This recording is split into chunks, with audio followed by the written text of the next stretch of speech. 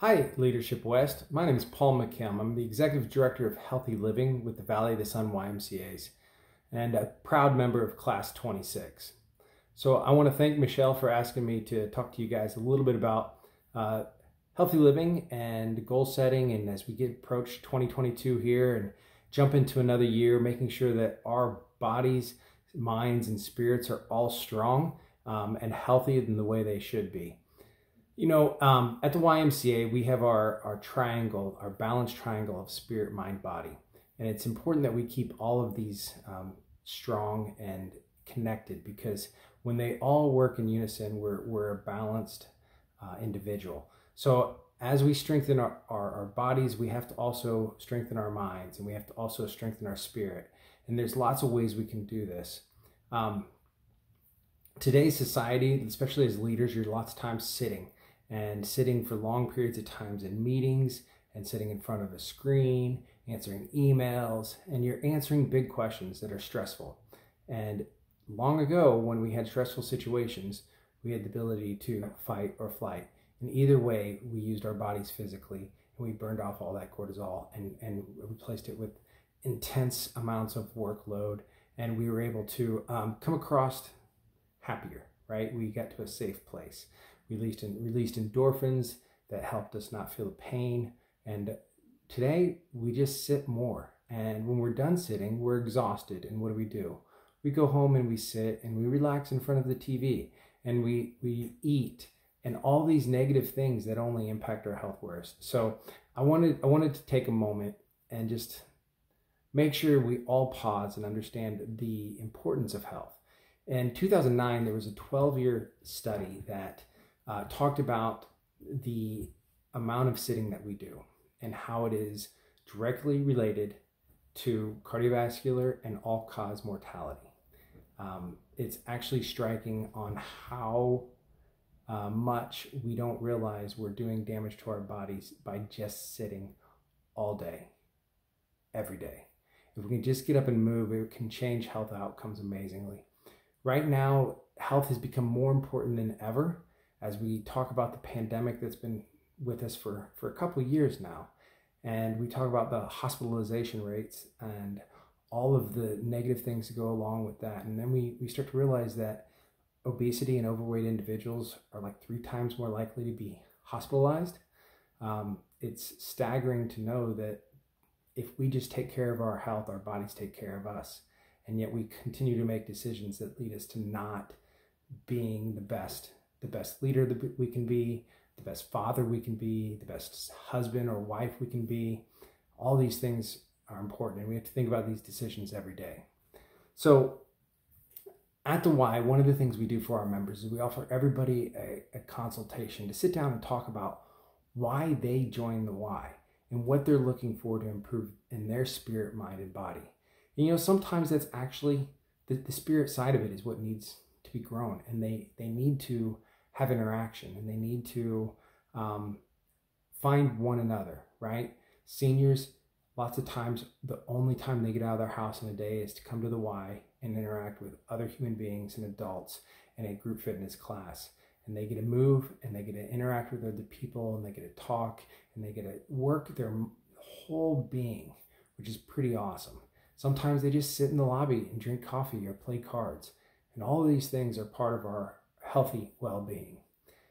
Sometimes in this consultation, we find out that they enjoy group fitness, or they maybe have worked with a personal trainer before, or maybe they want to run their first 5K.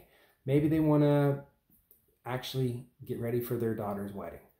All these things are important, and we try to find out what the real motivation is.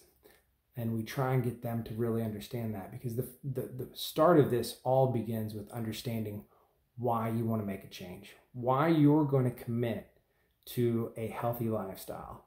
And when I say that, that's a huge thing, because it seems like such an easy thing. I want to change my life. I want to get healthy. That's a huge statement. That means that you're going to commit time on your calendar to being active. What does that mean? That can mean lots of key things. That can mean getting up and going for a hike. That can mean walking your dogs. That can mean going into a group fitness class. That can be lifting some weights. That can be all kinds of things, but it's different than what you've been doing, and it's a change. And change is hard. We know that, right? And you've got to commit to it, and you've got to make it consistent in your schedule every single day. You know, part of the challenge too is we lots of times just don't know what we don't know, and the things that really it takes to be healthier, right? So 150 minutes a day, or excuse me, 150 minutes a week is the minimum recommendation for healthy people to maintain health. So that doesn't sound too daunting, but that's if you're already healthy. If you're already at a level of fitness and you want to maintain that, you need 150 minutes a week. If you actually have weight loss goals and serious weight loss goals, the recommendation is 60 minutes a day. Now, here's the thing. If you've been significantly overweight for a significant amount of time, meaning 5+ years, that 60 minutes, even after you've lost the weight, never goes away. So really, you know, we talk about kids and their play 60. The NFL has the big thing about play 60 and getting kids to move 60 minutes every single day. That really should continue on through adulthood and be a part of who we are as individuals. An hour a day is really not too much to be able to live a longer, more active, more enjoyable life. It's hard, I know. It doesn't happen every day. But you know we feel better when we do it. So let's talk about realistic goals and setting smart goals. The first thing is to gather that information and find out what really is going to make a difference. Because it's one thing to start, and I've talked to a lot of people in my time, to start moving and start being active and saying, you know what, I walk once a week at the mall, or I, you know, on the Saturday made a point to go out with my sisters and go for a hike. That's great. That's one day a week. That's not meeting a minimum recommendation to even consider yourself as active. Better than nothing, and I'm glad you're doing it, but we need to figure out how to prepare to be able to do those hikes and make them more enjoyable so that you're not getting winded when you're out there, and you can really enjoy and talk and understand nature in a healthy kind of way. So understanding those things, sometimes it's talking to a nutritionist, sometimes it's talking to a personal trainer, sometimes it's just somebody who can help you set your own goals, right? Maybe a health coach. Let's talk about kind of getting started. Start small. There's a difference between outcome goals and weekly SMART goals. And too often we focus on those outcome goals. Too often we say, I want to lose 30 pounds, or I'm just going to run a marathon. Okay, great. How do we get there? Let's start with week 1. What's my goal this week? What do I need to do?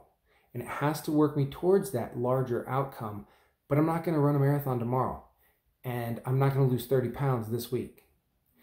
And how do you lose 30 pounds? Well, you set the SMART goal of doing the right things, right? I'm going to go to the gym 3 times this week.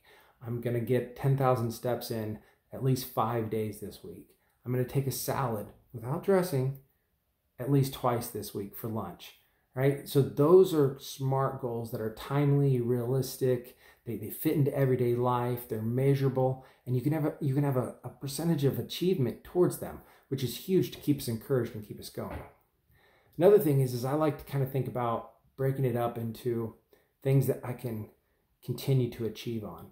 You know, I personally have a goal of running 50 miles every month. And so I break that down a little bit at a time, and I know I need to run 1 to 2 miles every day. Now, every day I don't get a run. So some days I run 1 mile, some days I run 3.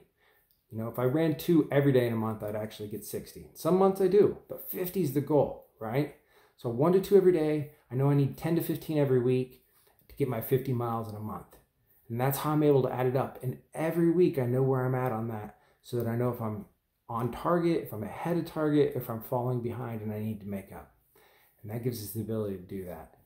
You know, there's other ways of doing that as well. But you need to set your kind of goal that's going to work in your life.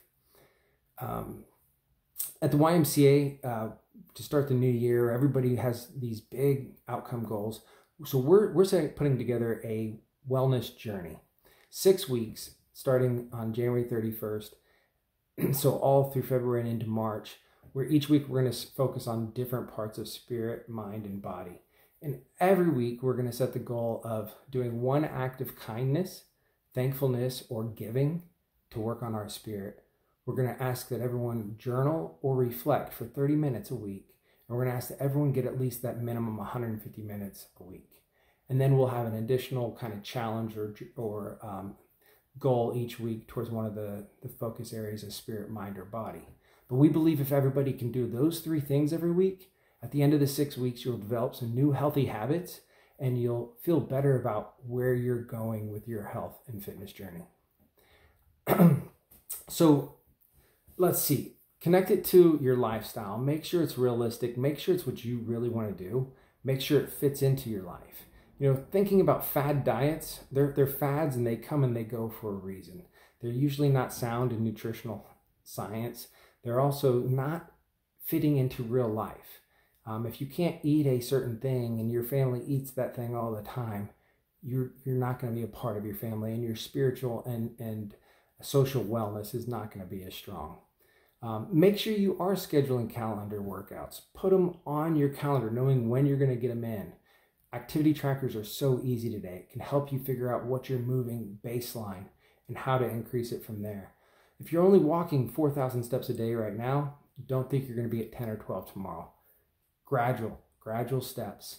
Try and increase about 10% a week until you get to that 10,000 step. Maybe it's 12, maybe it's 15, but you got to find the goal for you. A big one too is don't stress yourself out about winning a moment, right? I'm not going to win my age group when I do a 5K, right? Not a big deal. I'm going to win in the life marathon, right? Being healthy is a long life marathon. You have to make sure that you pace yourself, you enjoy yourself, and you win on your terms. So lastly, I want you guys to know that health and fitness should be fun. I enjoy it. I make it part of my life as many days as I can. I try and challenge myself in different ways all the time. Sometimes I focus on strength. Sometimes I focus on endurance. Sometimes I focus on flexibility. Sometimes I go out into the wild and I sit on a rock and I think. And that's my health and wellness. And that's fun. Make it fun for you. Thanks, guys. Look forward to seeing you guys more often.